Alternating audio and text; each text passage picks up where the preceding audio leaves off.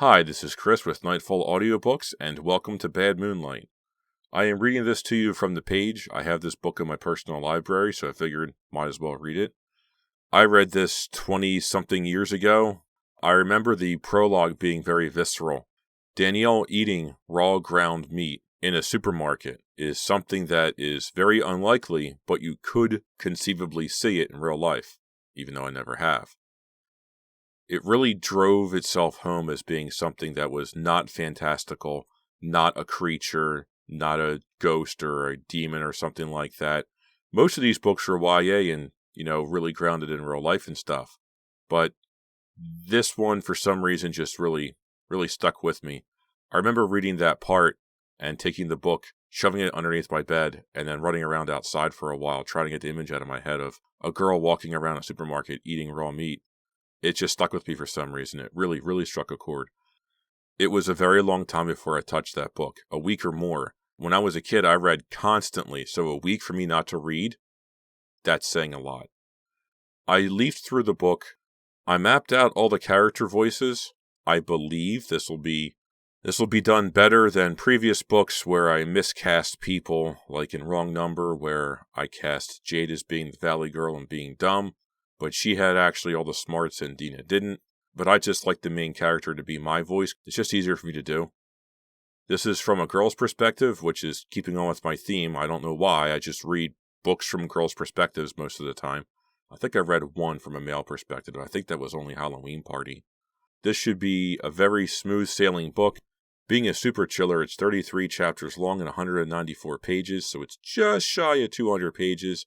This will be a very long book, very meaty. It might be 8 weeks to finish this, and I am considering making this a bonus show to put out just to have something out, and just to put more content out for you guys. If you want to get in touch with me, you can shoot me an email, nightfallaudiobooks@gmail.com, and I'm on YouTube, Nightfall Audiobooks. Leave me a comment, like, subscribe, listen to the whole thing, listen to part of it. Doesn't matter to me. As long as you're enjoying it and having fun, let me know what you think. What should I do next? I'm going through my library trying to find things that I want to do, and I'm trying to make a good blend of books that I have read versus I haven't read. I'm going to eventually hit a whole pile of books I haven't read, and I need help steering myself to figure out what I want to read next. Let me know what you want me to read. Do you have it and I don't have it? Can we figure something out? Let me know. I would love to hear from you. Please send me more comments. Please send me more likes. I love seeing it. It gives me a really good feeling to see someone comment and say, hey, thanks for doing it. Hey, you should do this. Have you considered this? Yeah, I haven't. Let me know. For those who are wondering, no, I am not going to be doing the Goosebumps series. Goosebumps is largely available on audiobook in that format already. I own half of those.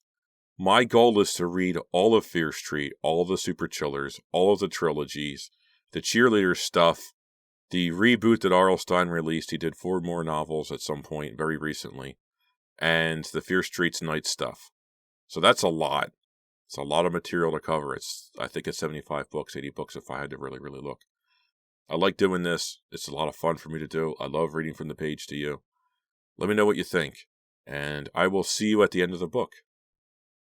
Welcome to a Nightfall Audiobooks production of Bad Moonlight by R.L. Stine, a Fear Street Super Chiller, Book 8. Prologue. A half moon shimmered hazily in the supermarket window, a pale reflection of the bright moon high in the night sky. The automatic door buzzed as Danielle Verona stepped into the glare of fluorescent light inside the store. She shivered and rubbed her bare arms.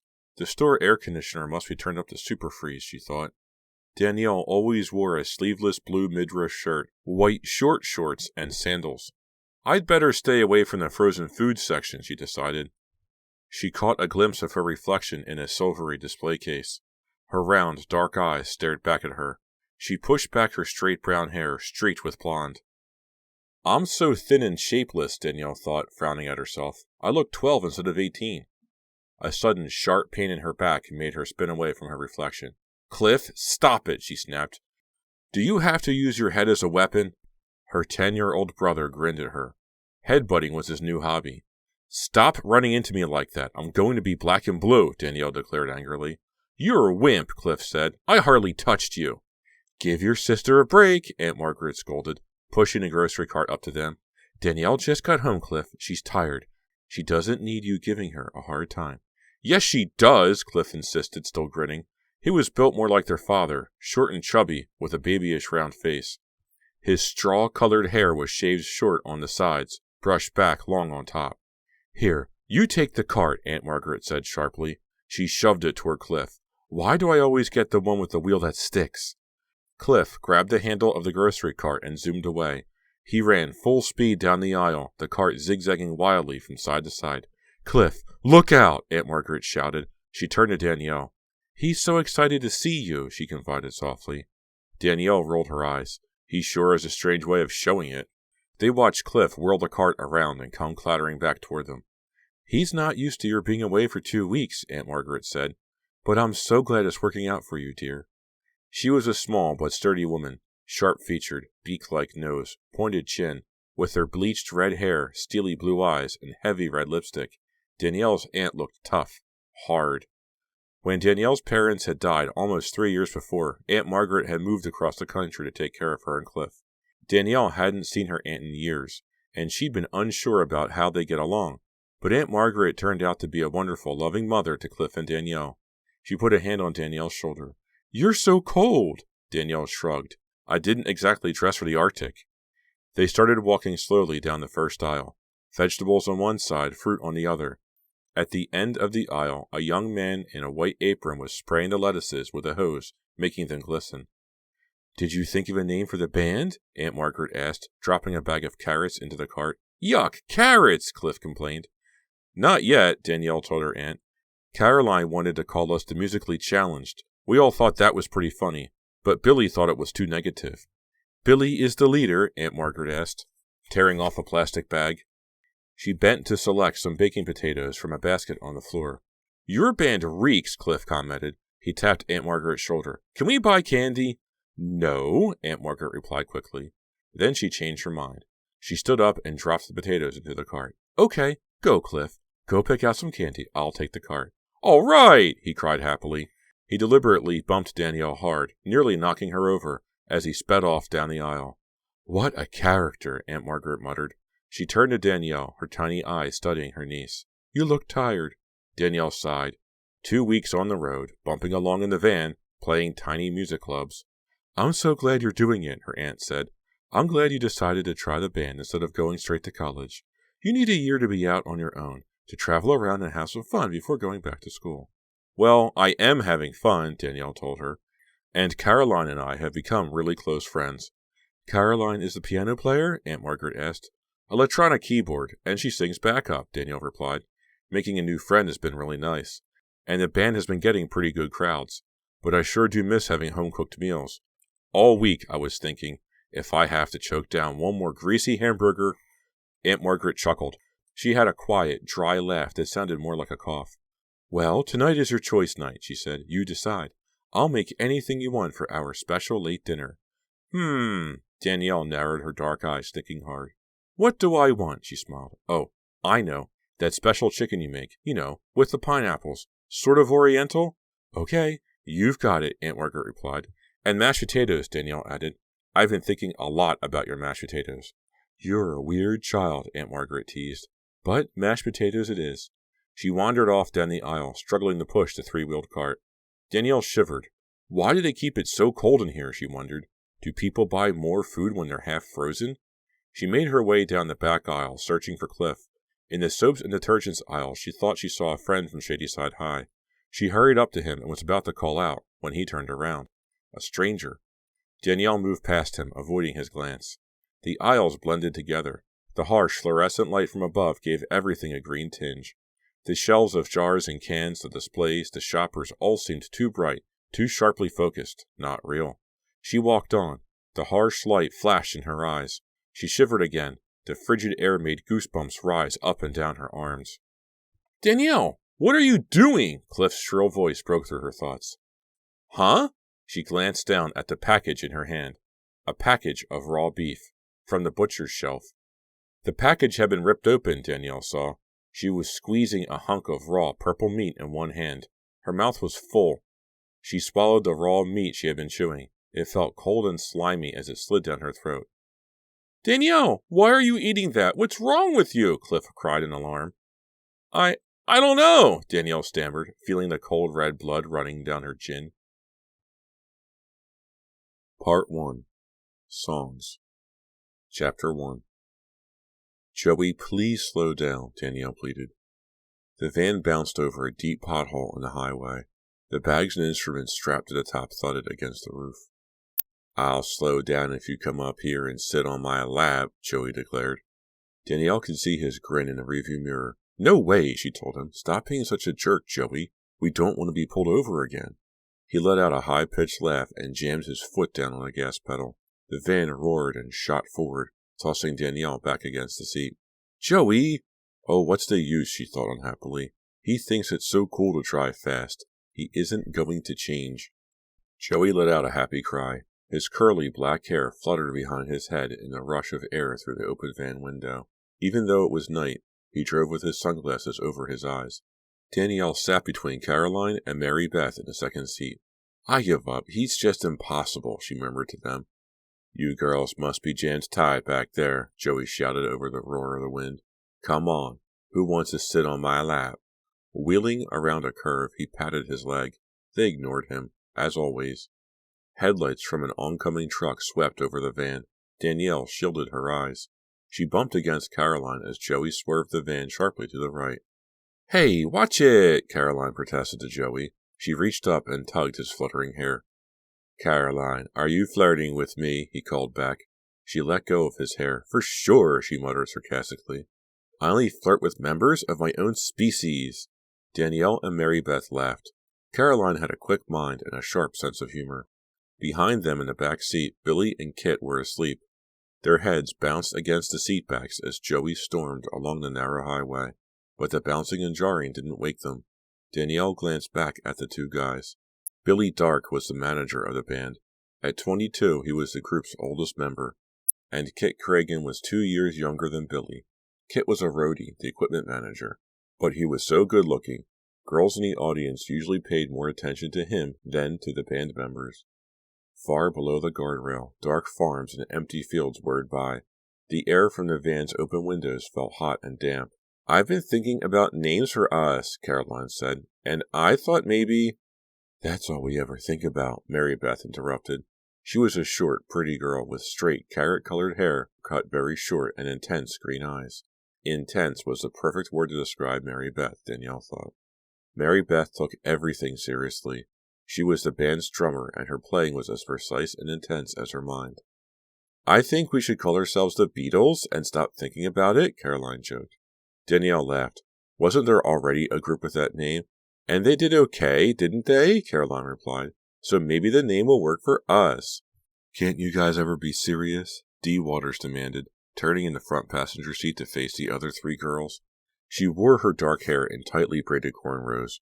Her long amber earrings matched her almond-shaped eyes and complemented her brown skin. Dee had been so quiet, Danielle had practically forgotten she was sitting up there.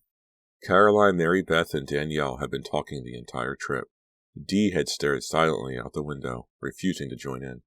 Will she ever be friendly to me? Danielle wondered. Will Dee ever get over her resentment that she's not the band's lead singer anymore? Danielle suddenly remembered her audition for the band. Caroline's family had an unfinished room above their garage. The band used it for rehearsals. Danielle had auditioned for them there. She had been so nervous. She knew she had a good voice, and she knew she was a pretty good songwriter. But would they like her? When she arrived, they had all greeted her warmly. Billy had been especially kind. He introduced everyone, making little jokes about each one. "Watch out for Kit," Billy warned. "He bites." Danielle's hands trembled as she opened her guitar case and prepared to sing one of her own songs for them. "Everybody be nice to Danielle," Billy told the others as they sprawled around the small room. "She's going to be a famous songwriter someday." The room was cluttered with amps and guitar cases and coils of cable. Joey, the sound guy, plugged her guitar into an amp for her. He flashed her a thumbs up. The others smiled and watched eagerly as Danielle sat down on a tall stool and tuned up. They had all been so nice, so welcoming, everyone but Dee.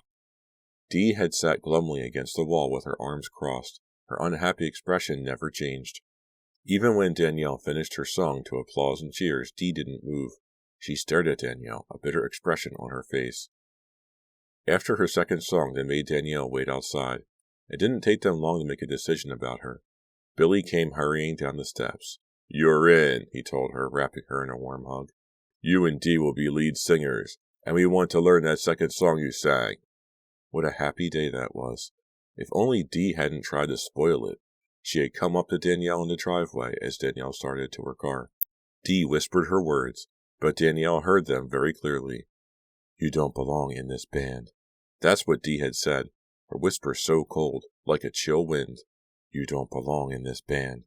And then Dee turned, her eyes darting around, making sure none of the others had seen her.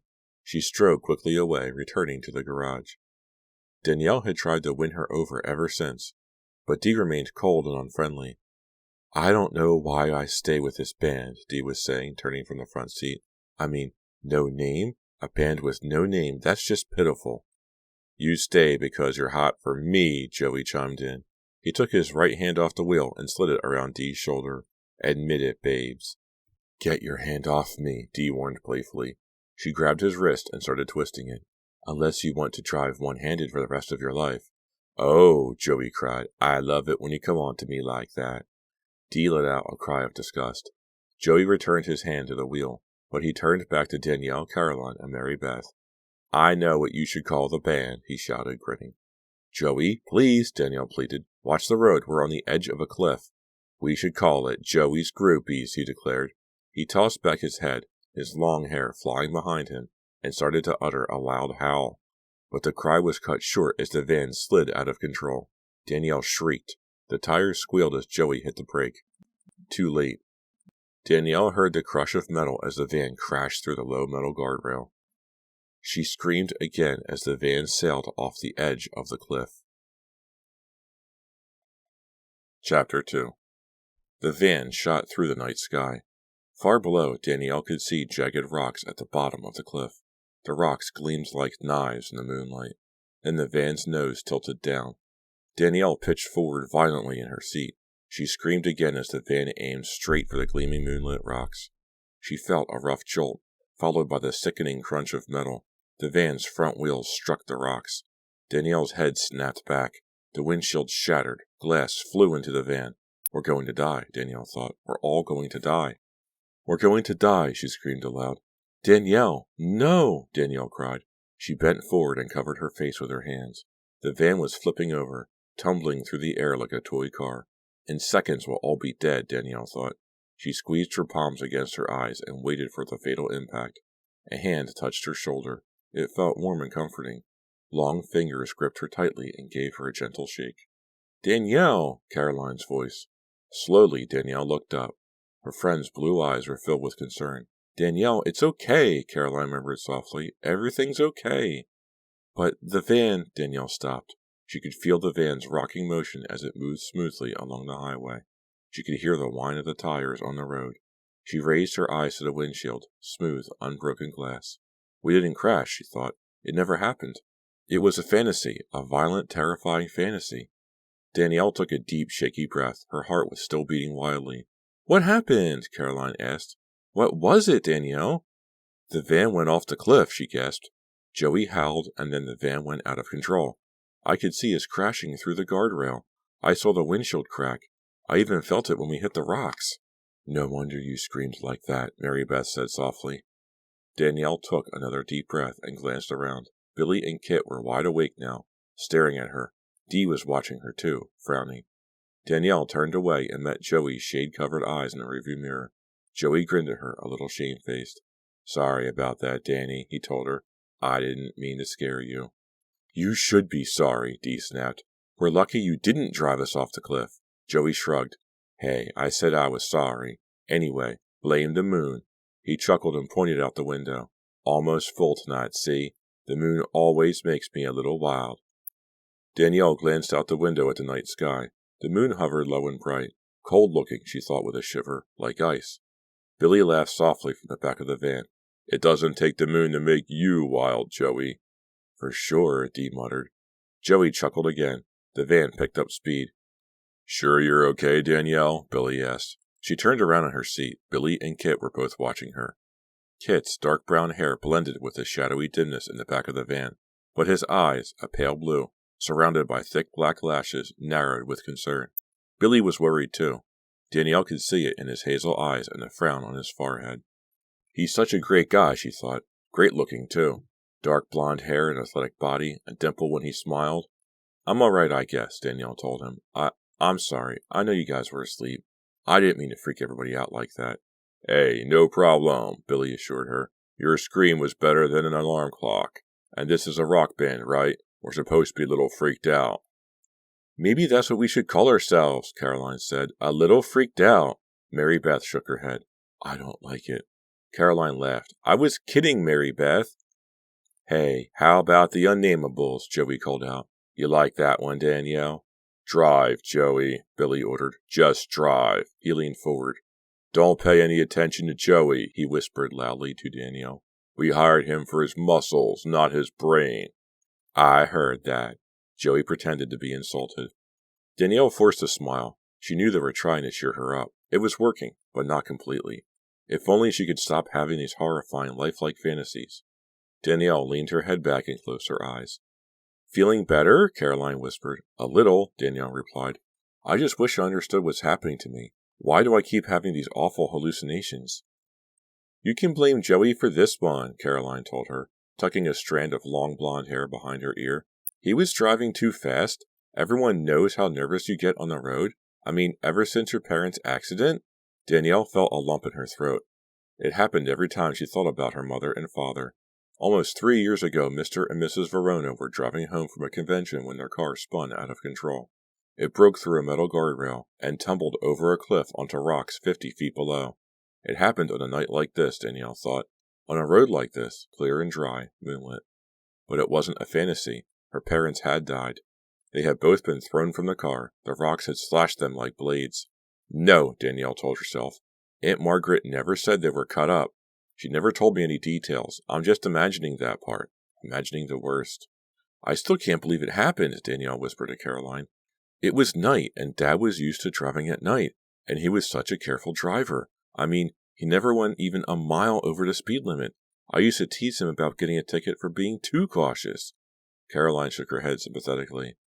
"The fantasies started after the accident, didn't they?" Danielle nodded. The fantasies were like nightmares, but she wasn't asleep when they happened. She was wide awake and terrified. "Have you talked to Dr. Moore about them?" Caroline asked. Danielle sighed. "What haven't I talked to him about?"